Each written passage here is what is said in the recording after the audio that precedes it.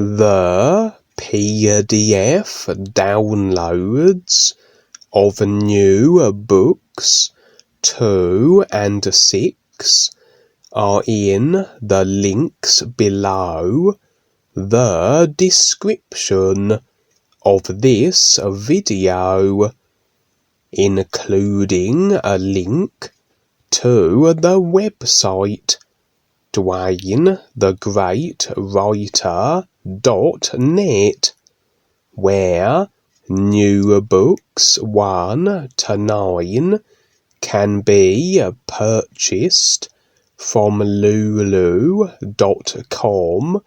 in paperback, and the Kindle editions from Amazon.co.uk.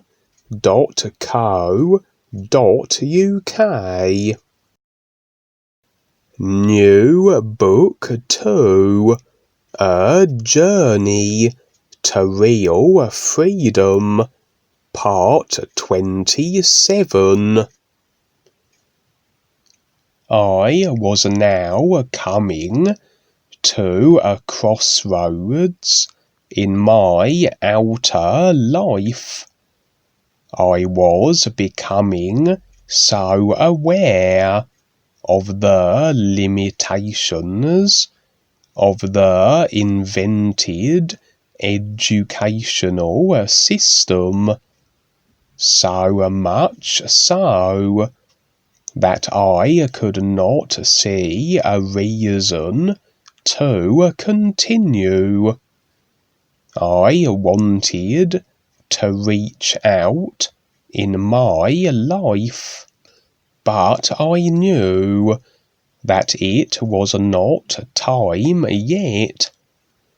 I continued my daily routine as usual, as one night ReBISAR came to me after I fell asleep.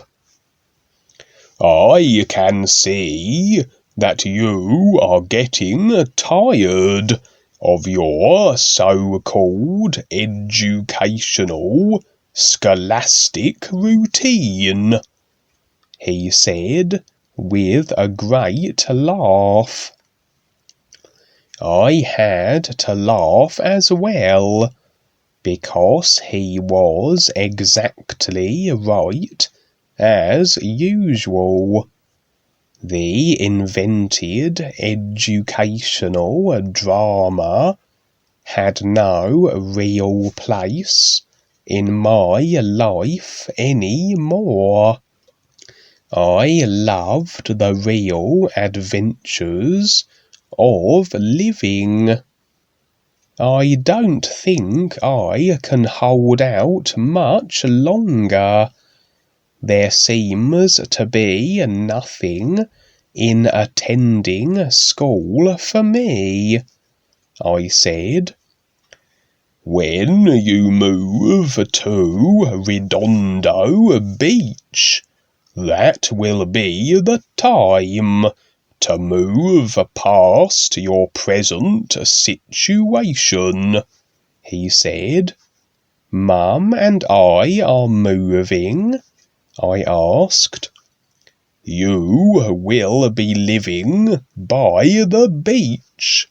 Not the one you like, but it will work out okay for now. She is still the provider for you until you are ready to go out on your own," he said. "I like Huntington Beach. The surf is great there," I said. "Your mum needs to work, and so she likes the LA area," he said. "Well, at least it's the beach," I said reluctantly. And so it did come to pass that we moved to Redondo Beach. We lived right across the street, where the Torrance Beach parking lot and Redondo Beach met. I did like the area while I was there, and I met new friends that I surfed with, even though the surf is not that good along that part of the coastline. I was lucky to get to surf as much as I wanted, so life was good, and we were finally out of the suburb of LA. Scene 10.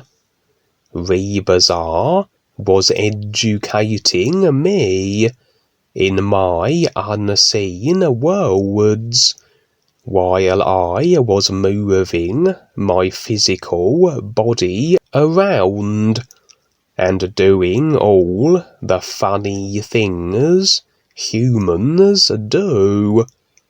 I really liked what I was experiencing, yet at the same time telling others about the other side of life was not the easiest thing to do. And so, after a while, I stopped mentioning it to anyone. I knew he was always with me, watching and waiting until the day I could understand myself better. ReBISAR was born in a different setup than I was, and trained to a very fine tune. I could see where he didn't need the schooling like me. There was no need. He would always talk about the freedom of just being.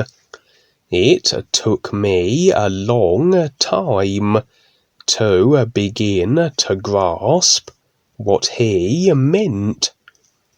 He said that the schooling was a part of the support for the physical body, and that the real side would support the rest as I learned more. I was beginning to realize that the more I learned, the more there was to learn. I felt as though I was always chasing something that I could never get, because it would always be bigger and beyond me. He told me that all would be well, and to just be. As I look back, I can see I was way too young to get the bigger picture at the time. I still needed a lot of time to wake up and learn to be real. The surfing craze started to hit hard in the 60s, especially after the movie Gidget, even though many people had surfed for decades. I always liked the beach. So I thought I would try it. Besides, I had already surfed with Ursula in my dreams. As soon as I began surfing with the physical body, I loved it. When I first started surfing, I was playing sports at the school I attended, which I don't always like to admit to. Mum and I lived in a suburb of Los Angeles at the time. I went to a stockade called Bell High School. As I grew up and became more aware, I did not like the place very much, but I was still too young to do anything about it, because Mum was the big person. I purchased my first board at a department store called White Front. If I remember correctly, it was salmon colour. Anyhow, it was a deal at the time. I was very excited to have my own board. Mum would take me to the beach on the weekends. I would wake her up very early and drag her out of bed at around 5 a.m. Sometimes I would get rides from other people, but most of the time it was Mum. As I got a little older, a friend of mine, Frankie, Lujan, and I would hitch a ride to the beach, down the long beach freeway, and then down Pacific Coast Highway to the Huntington Beach Cliffs. Once we got to the beach, we would borrow boards. It was a long haul from where I lived, but I liked the adventure.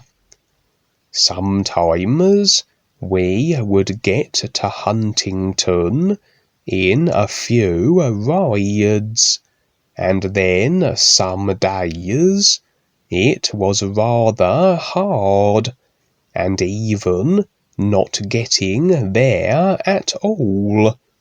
After a day of surfing, we would hitch a ride back home again, sometimes getting back pretty late.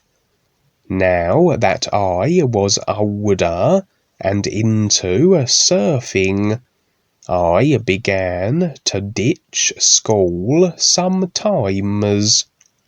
I quit all of my sports because surfing was so much more fun, as opposed to running around the basketball court. Surfing became my real lifestyle, so much so that I finally quit school in the 11th grade, shortly after moving to Redondo Beach. It all happened just like ReBiSar said. Mum and I moved to Redondo Beach, and I became really bored with school. One night in the Invisible, I met ReBiSar at the beach. He was already standing by the water when I approached him, and he said, "I can see you've finally had enough mental stimulation." "That's it exactly, sir. I have decided to quit," I said. I know that he knew so much more than I was able to understand. It was as though he was wondering when I would quit and get on with my life. That was my guess. Well, surfing all my life was a nice thought, but I was at that age where I had to work and earn my own way. In the other worlds, I didn't need anything, but my outer life had to be managed. I first worked at jobs that just got me by. I did so because I still wanted to surf and live a simple life. I was not really motivated to have a career of any kind. Actually, I really didn't know what I wanted to do but surf. For me, it felt great to make the decision one day, quitting school altogether. I knew Mum would be upset because she was living the standard life of all humans, and her viewpoint about life was all physical. I also knew that she really cared about me, but I could see no other way for myself at the time.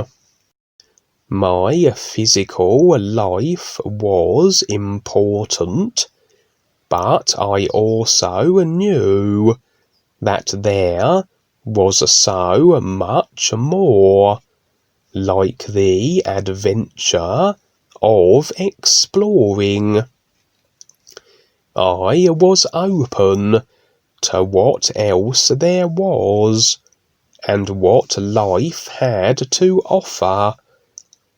Mum was not interested about the unseen worlds, so she only had her personal life and all that came with it. The real experiences she was having within herself, like everyone else, meant nothing to her, so she paid little attention to them or me when I would attempt to explain them.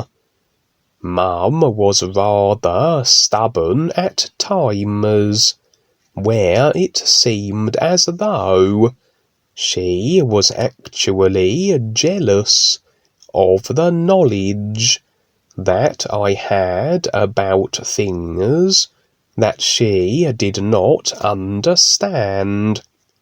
I wasn't trying to be smarter.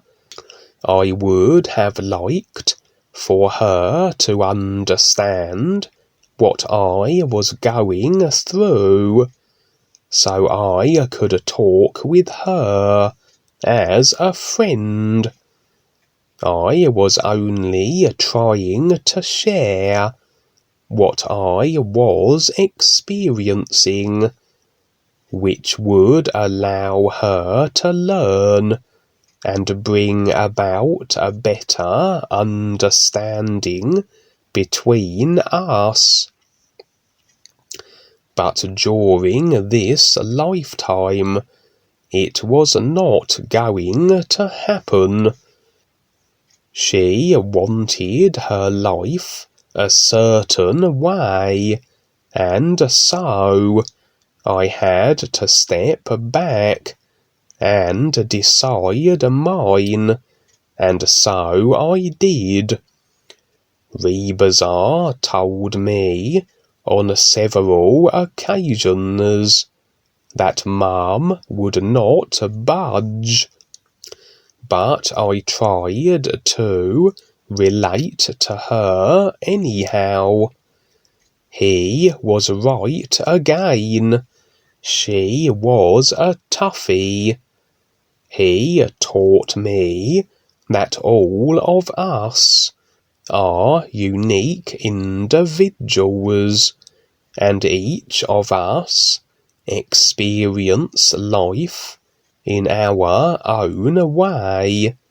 He explained that there is no such thing as one person being better than another, and pointed out that some people go after the experiences and adventure of life more so than others.